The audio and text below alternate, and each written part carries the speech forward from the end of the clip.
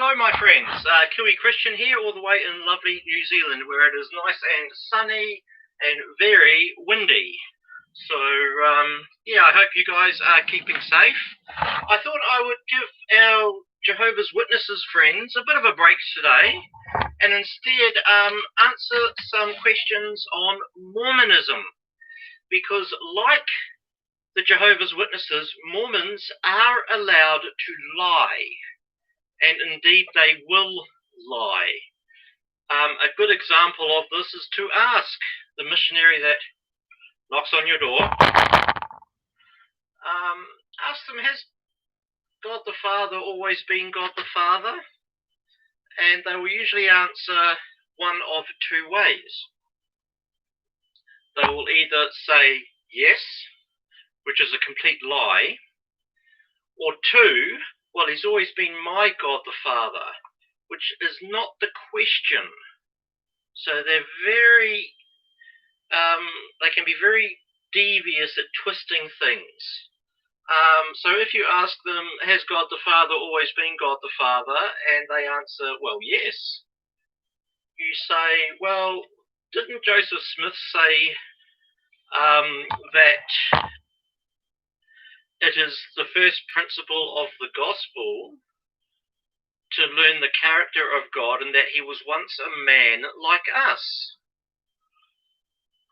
They will then remember suddenly that they have another appointment and they shall run away.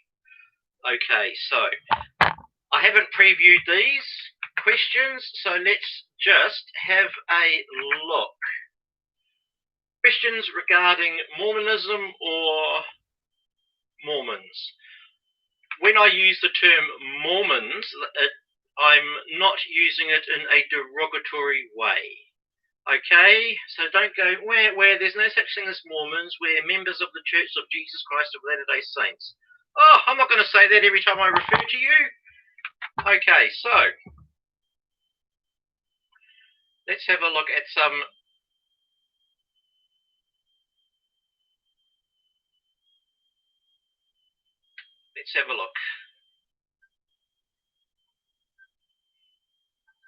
Trying to find some interesting and edifying questions that will help you guys as well.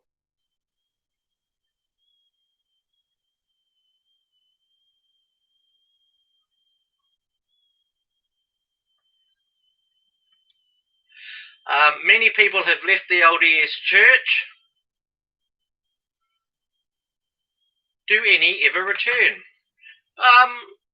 I have no idea. I would say, some do. I would say a majority of them, don't. The Mormons will say, oh, they lost their testimony of the church being true. What? Maybe they found the testimony that the Mormon church is not the Church of Jesus Christ. Maybe they found out, and I think this is the main reason people leave, that the Mormon church has lied to them. Okay, sorry, I'm not winking at you. There we go. The Mormon church has a long history of lying and changing history. I remember decades ago, I am that old, the Mormon missionaries used to knock on my door and they said, oh, Joseph Smith was visited by an angel by the name of Nephi. Now he was visited by an angel called Moroni. If somebody visited me from heaven, I'd know their name.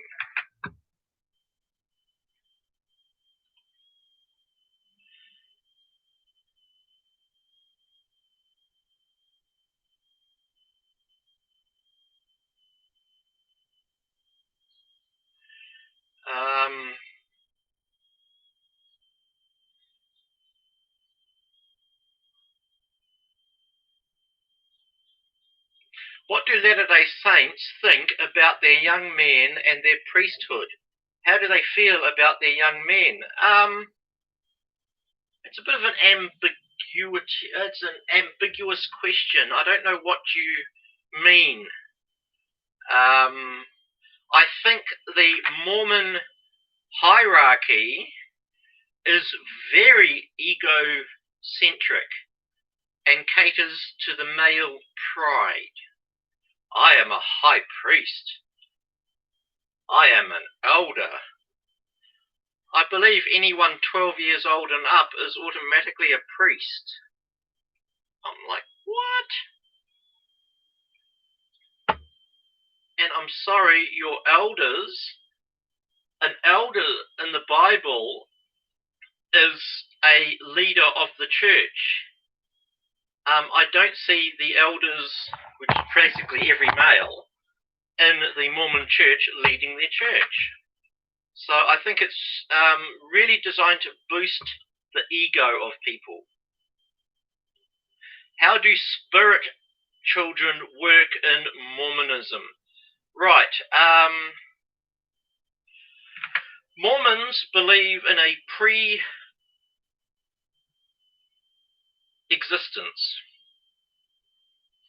That God the Father and one of his many heavenly or goddess wives made whoopee in the biblical sense and produced a spirit baby. That is why Mormon families are so large normally. These spirit babies need bodies to be squeezed and shoved into. Of course, they've got no evidence for this whatsoever, and pretty much only have one verse, I think, to justify this pre-existence, and that is when God said, "Before I formed you in the womb, I knew you." So they've built this whole doctrine around that one passage, when in fact that passage just means that God had it in his mind.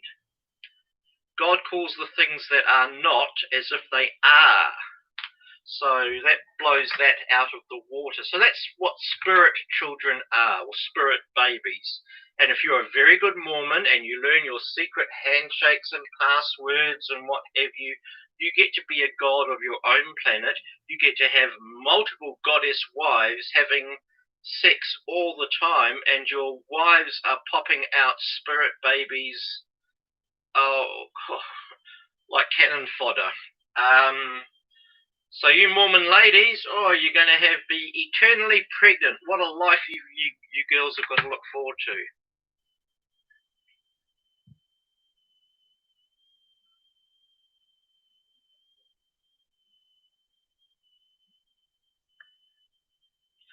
Will God send us more prophets to warn the people of their iniquity that is occurring in America today? And a Mormon has answered, yes, he already has, and he will send more. They are warning America of iniquity through the teachings of Church of Jesus Christ of Latter-day Saints. Absolute rubbish. Let's turn our Bibles to Hebrews verses 1, Hebrews chapter 1, verses 1 and 2.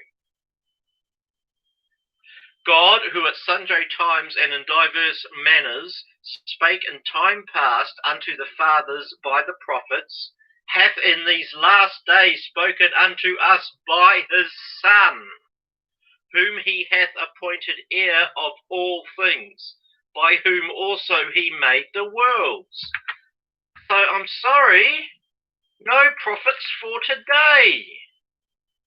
I would also, if these idiots in the Mormon church who call themselves prophets and apostles are prophets and apostles, prove it. The apostles could prove that they were apostles. People didn't have to rely on faith, blind, ignorant faith. The apostles could prove it. Come on, you guys, prove you're an apostle of God and I will follow you. Do Mormons reject some biblical beliefs? Oh, poo. I've got my phone going. Well, they can wait. Anyway, And a Mormon has answered, Latter-day Saints spend as much time as you do reading the Bible, take it just as seriously, and love it just as much, and are actually quite fundamentalist, or originalist, literist, textualist about what it says. I'm sorry, you're lying. Okay, is there a nicer way that I can put that? No, you're lying. You believe the Bible insofar as it is correctly translated. You reject the Trinity. You reject the doctrine of hell. You reject the biblical gospel. You reject the biblical heaven. So don't tell me that you read the Bible and believe it. No, you only believe it in light of your church and what it teaches. So, yes, you do reject some biblical beliefs.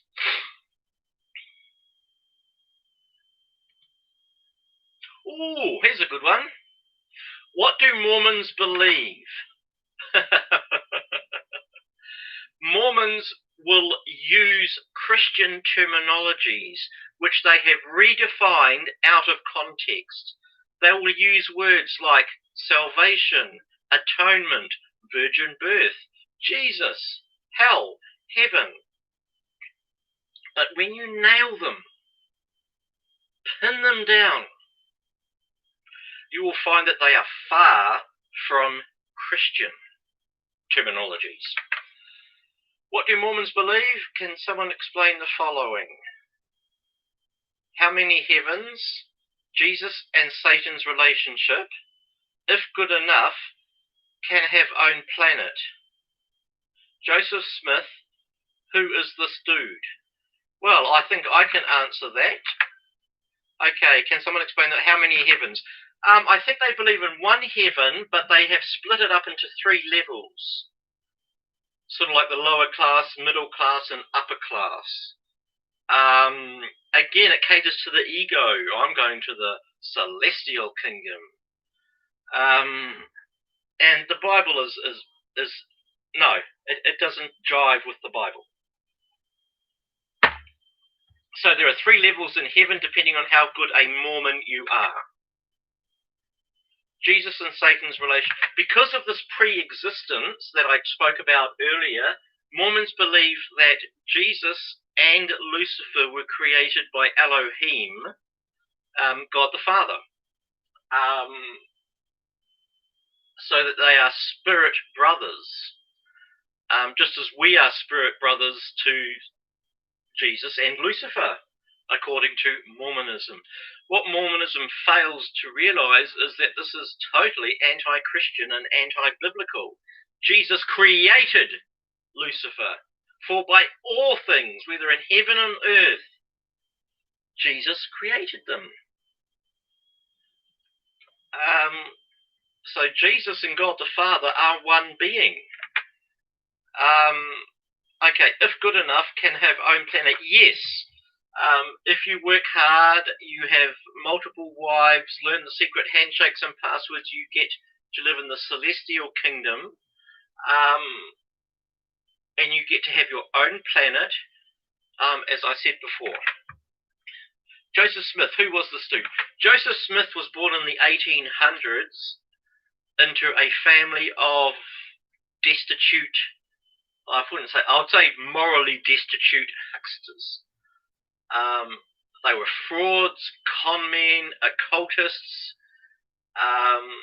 They were in and out of jail so many times, I think they probably had their own cell named after them.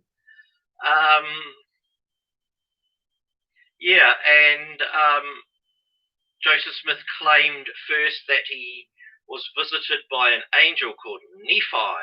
That's what I was told.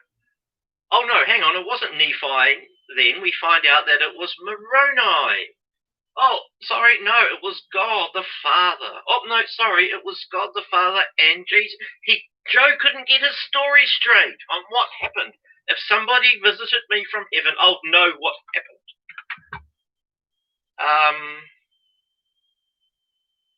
So yeah, I'm going to enjoy answering that question.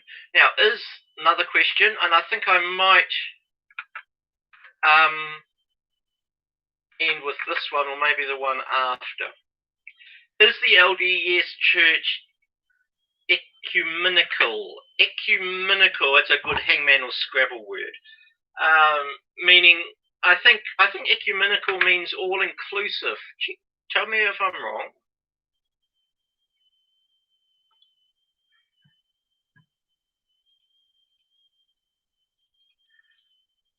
I'm just going to look it up, guys.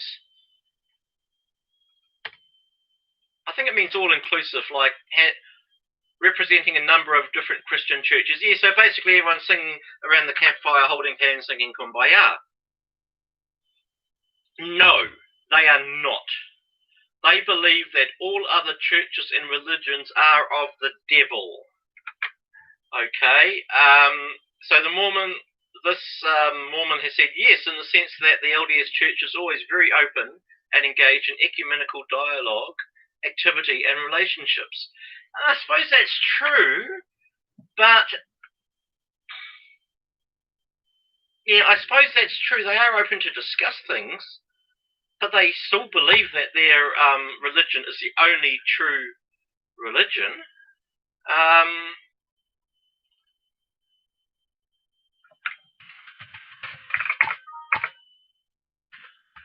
I'm just going to look up that reference for you because this is very important. Well, you weren't supposed to hear that. There are only two churches.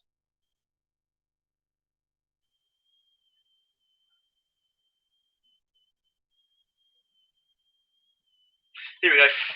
First Nephi 14.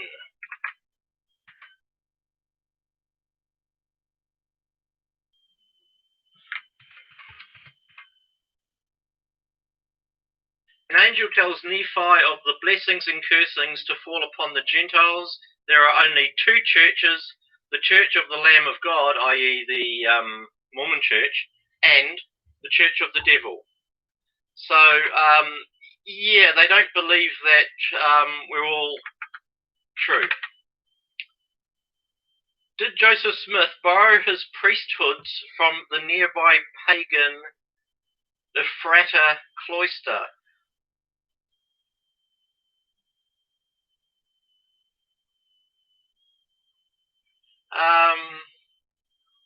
I don't know what this Ephrata cloister is, but no, Joseph Smith bastardized the priesthood in the Bible. So let me just get my WordPad open on this.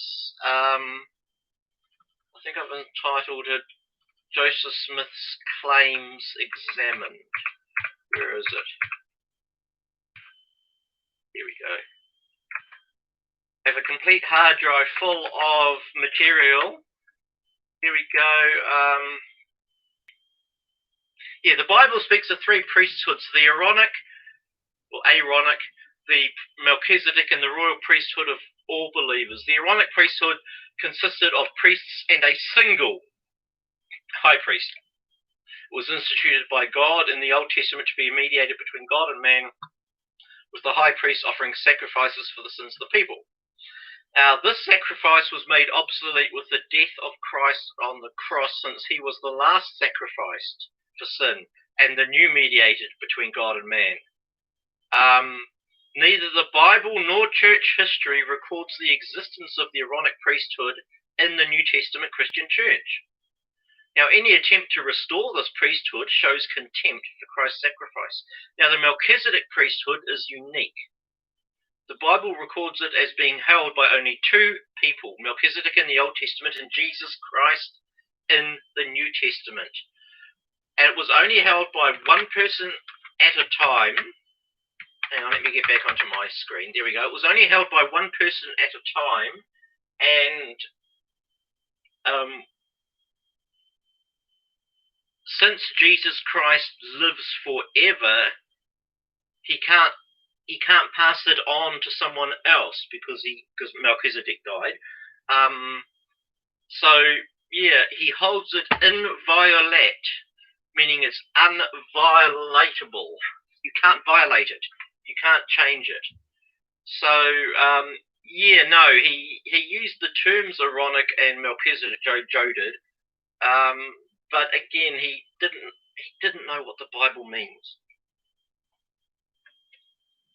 Okay, so I hope that little 20 minutes has helped you. If you have any questions, let me know. You can email me at calvarystudy@gmail.com.